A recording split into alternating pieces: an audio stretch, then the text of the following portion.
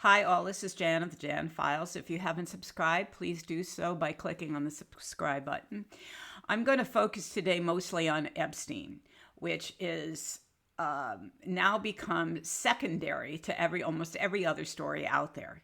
I am scrolling through social media. I see very little pertaining to Epstein and the Epstein files and the victims. Now, it's not, I think, all understand that the Charlie Kirk assassination has taken over social media, and that MAGA has made a point of lying and lying and lying about who he was and who has been promoting violence. And now is really taking the time now to focus on creating more violence against Democrats. And so let's be really clear that these times are fragile. And we need to take it upon ourselves not to get caught in this, downward spiral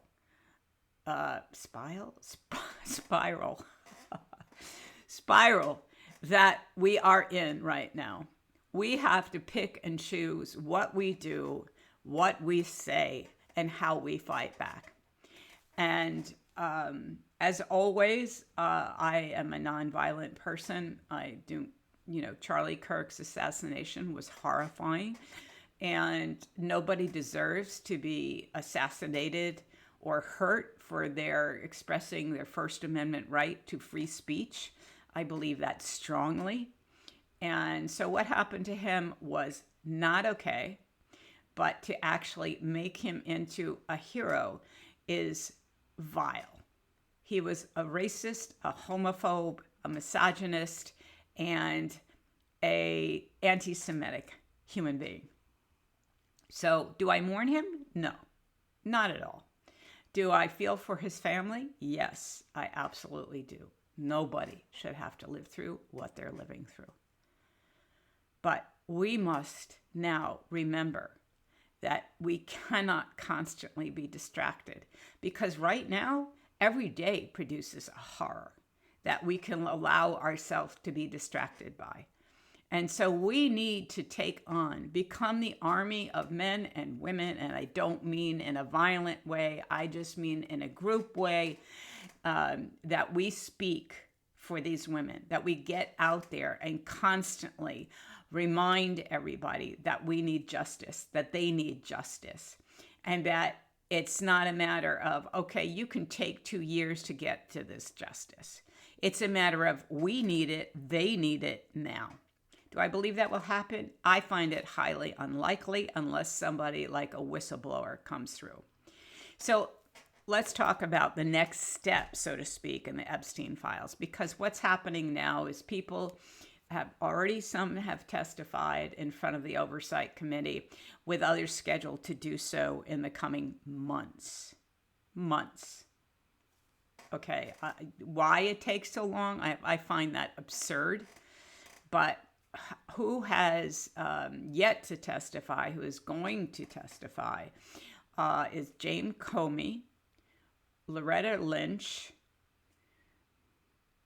Merrick Garland,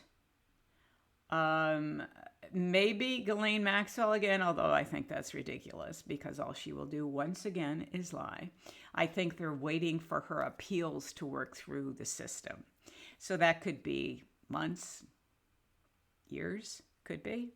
But anyway, there are witnesses that there should absolutely be called. Will they be? I don't know, because none of this is really transparent, except for the big list where they said, they're calling Bill Clinton, Hillary Clinton, all these AGs, James Comey, Ghislaine Maxwell. There are a lot of other people that were very much part of Epstein's world, very intensely involved in his world, that need to be called. And I've mentioned this before, but I'm going to mention it again. It's Sarah Kellen, also known as Sarah Kensington, also known as Sarah Vickers. Okay, she was one of Ghislaine and Epstein's closest assistants. She was with them for years, as was Leslie Groff. Okay? She too was an assistant, an executive assistant, I gather, for Epstein for years. And then there's Adriana Ross. All three of these women were part of the non-prosecution agreement that was made in Florida in 2007. They have immunity. They were so close to him that they were given immunity. Each and every one of them should be called, and we should know they're going to be called to testify. Now, the testimony, I gather depositions are supposed to take place in closed doors because these aren't hearings. So I don't know exactly if there will be hearings that we will be able to see some of these people testifying. Probably not. But anyway, just so you know how this works, this is all behind closed doors. And it is run by the Republicans. So again, I've said this before, I highly doubt that this process is going to come out with anything because they're mostly relying on the Justice Department to feed them evidence and witness testimony from people who are known to be Republican stooges. So, I want to make sure that everybody knows those three names. I also think you ought to know the name of Eva Dubin and Glenn Dubin. It's Eva. She was Epstein's girlfriend at one point. They still remain close. Really, literally so close that after he was found guilty of being a sexual predator, they had him, after he got out of jail, over for Thanksgiving. They were very much part of his world. So they should also be called to testify. And see, the thing is why we should be able to see some of this, and I don't know why we can't. I'm not really understanding that. We should see if they declare the Fifth Amendment. We should see Alex Acosta is coming up next week. We should see, now he's voluntarily being interviewed. So the likelihood of him saying anything untoward toward Trump or anybody else, forget it. Okay. We know right now that lies just flow from them as if that they were, almost vomiting.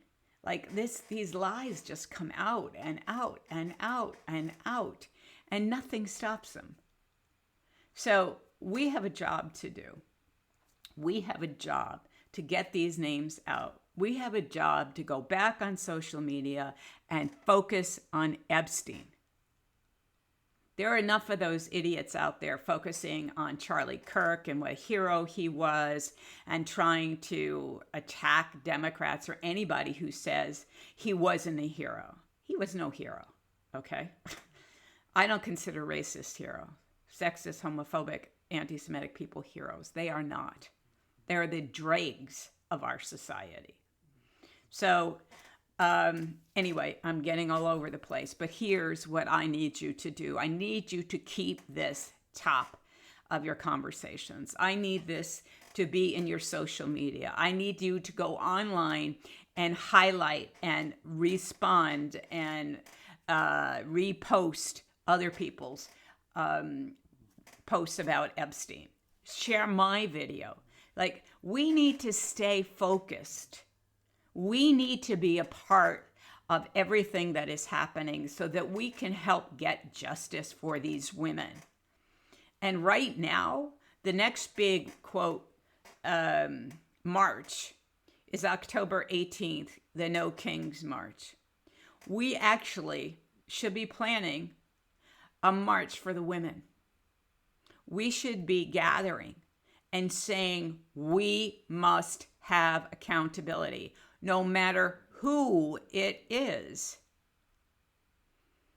We, as far as I'm concerned, I'm a Democrat. I'm a liberal Democrat. I don't care if Democrats get wound into this. They deserve it. I don't care.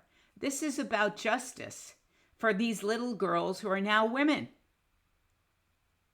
So we need to do our part. Stand with me, share this video, do what you can to keep this present in our zeitgeist. Thank you.